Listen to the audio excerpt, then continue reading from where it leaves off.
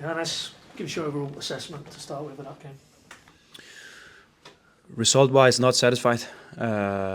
Performance-wise, some okay moments. I think we started this game very, very well. I think the energy, the first 15-20 minutes was maybe the best we've seen so far. We should have scored.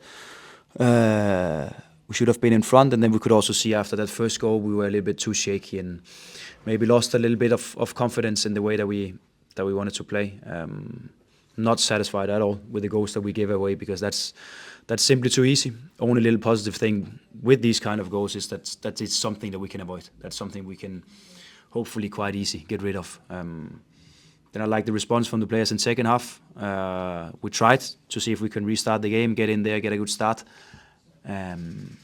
But also, of course, knowing that we had to respect the result, and we had to respect that if they scored one, then it will be more than difficult for us. So I think some good moments, but also some moments where we need to handle better.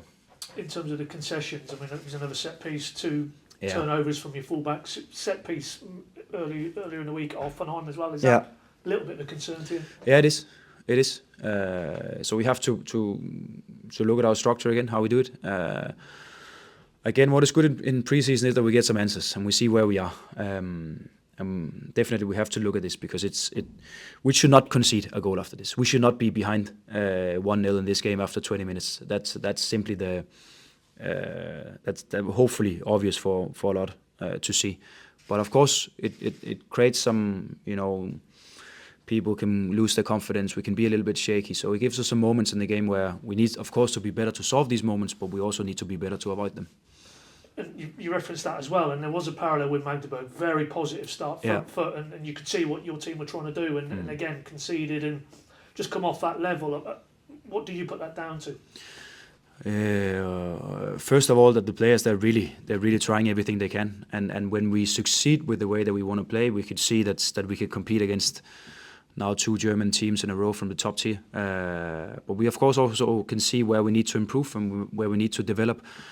We are building this squad to be able to compete on highest level, and there we need to be better than only 20 or 25 minutes in first half, and maybe the same in second. But that's something that hopefully will happen. And when I look at these guys, I'm quite comfortable it will. Clearly, it's not helped though defensively, particularly. When you're missing players and then you lose players during the game. Callum Fisher, just start there. What's he done? Anything concerning?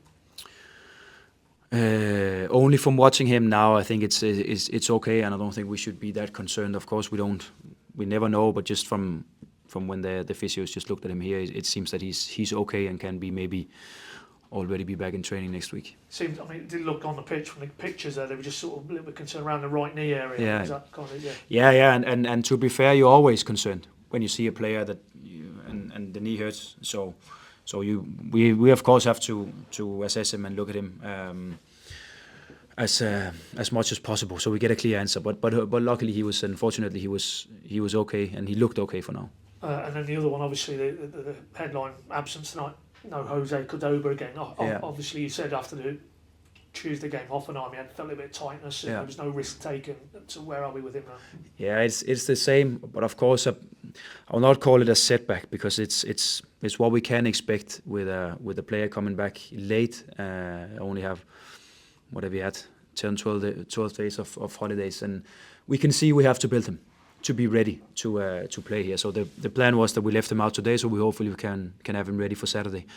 So that's the plan for now. But we can see that we need to respect that he have had a long season without too much rest. So we need to respect that. But in an ideal world, clearly, he comes in the building. He looks like a player who could play a key role for you, and then you've been without him. I mean, how difficult is that for you now? We've seen you've chopped and changed at the centre back. Yeah, we're now rolling into Oxford when it starts for real. How challenging is it? It's the name of the game. It can happen now. It can happen other times in the season. Most likely it will. Positive again that we've seen a lot of players in the back four for now, both young and more experienced. So we have some answers. It's a part of the game. It will happen, and it will also happen in season.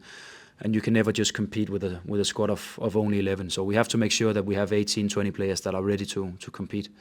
But a positive, Ben Kraseni gets his first start, and he'll be better for those minutes and adapting to the team and what's required of him. Yeah, I think he looked very good the first 20-25 minutes, calm on the ball, good physique. He can handle some of these defensive situations on his own, but also contribute offensively. I think that left side was good in the beginning of the match.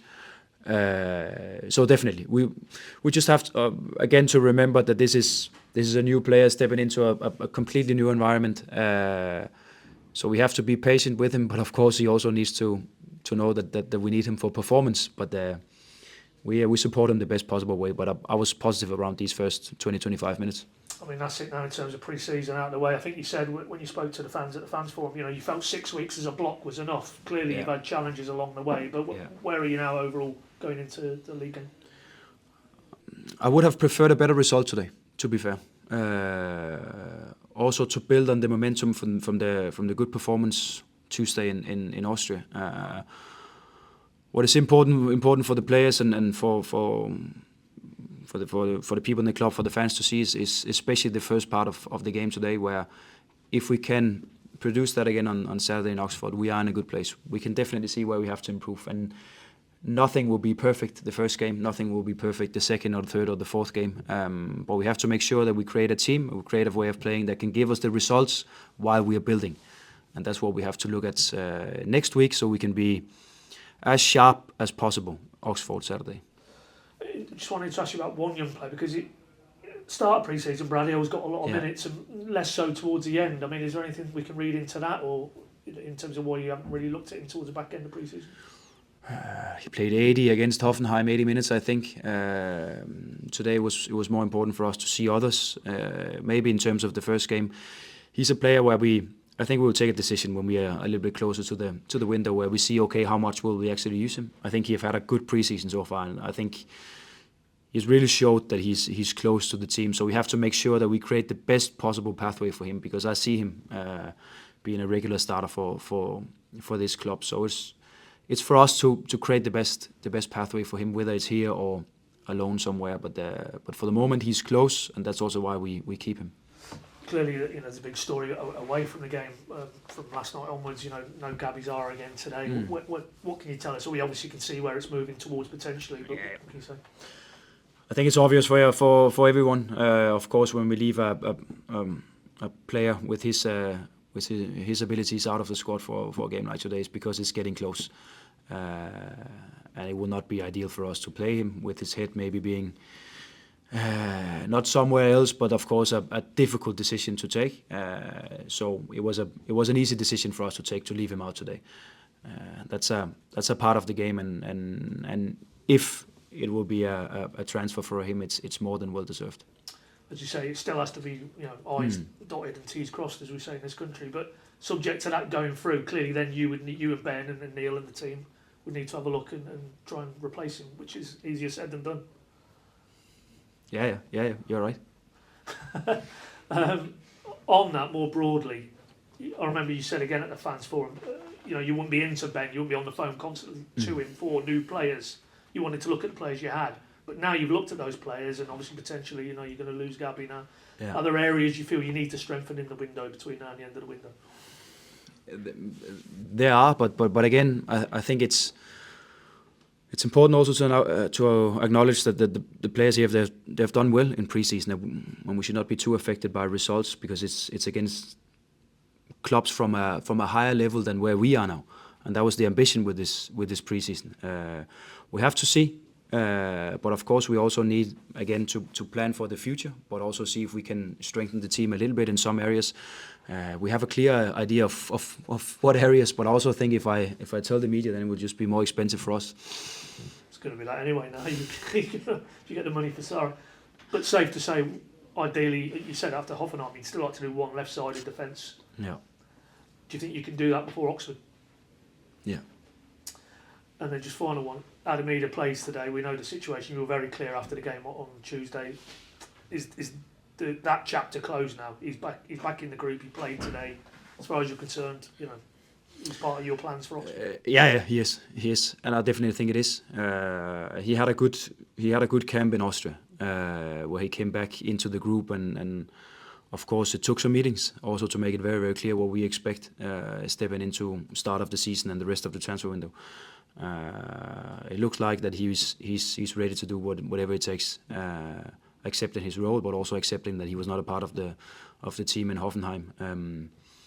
And that's how it is. Also, like I said to you, in Austria, that's we should expect sometimes that players they step a little bit out of what we can expect. It's important that we show that's not acceptable, but it's also important that we show that when time is gone, then they can get back into the group again. And I think that's where Adam is.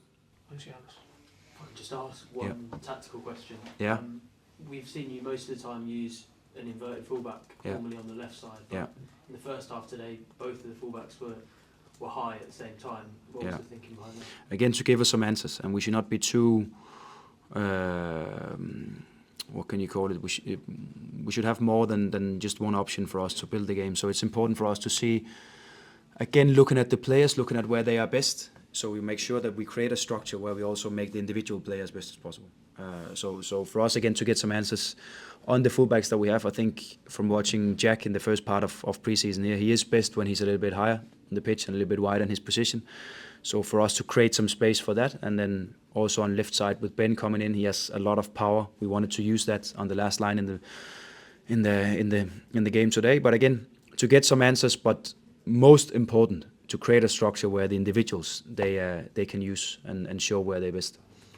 Thanks, Johannes. Thanks, Johannes. Thanks, guys. Thank you. Okay.